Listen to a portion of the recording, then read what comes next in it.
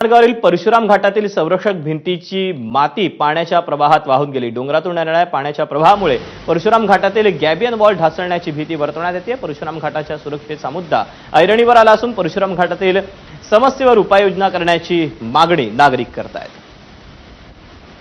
याचा आढावा घेतला आमच्या प्रतिनिधींना, पाहूया। चिपळूणमध्ये आज सकाळपासून मुसळधार पाऊस पडतो आहे आणि त्याचा परिणाम मुंबई गोवा महामार्गावरील परशुराम घाटावरती झाल्याचा पाहायला मिळतोय।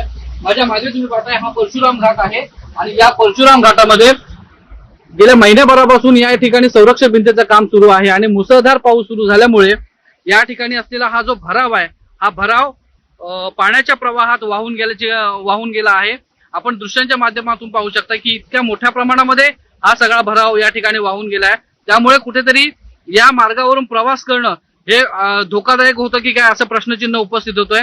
याचं कारण असं आहे, गेल्या वर्षभरापासून मुंबई गोवा महामार्गावरील हा परशुराम घाट जो आहे त्या घाटाबद्दल अनेक प्रश्नचिन्ह उपस्थित राहिले होते।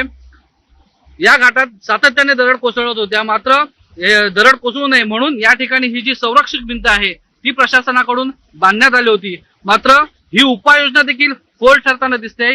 याचं कारण असं आहे, पहिल्याच पावसामध्ये ही संपूर्ण जी भिंत आहे ही खाली कोसळलेली आहे आणि हा जो मार्ग आहे या महामार्गाला धोका निर्माण झालेला आहे, परशुराम घाटाला धोका निर्माण झालेला आहे।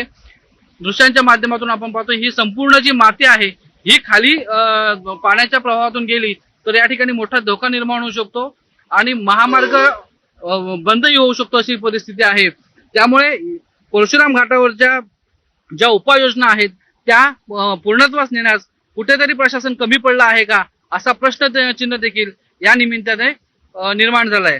स्वप्नील घाग, एबीपी माझा, चिपळूण, रत्नागिरी।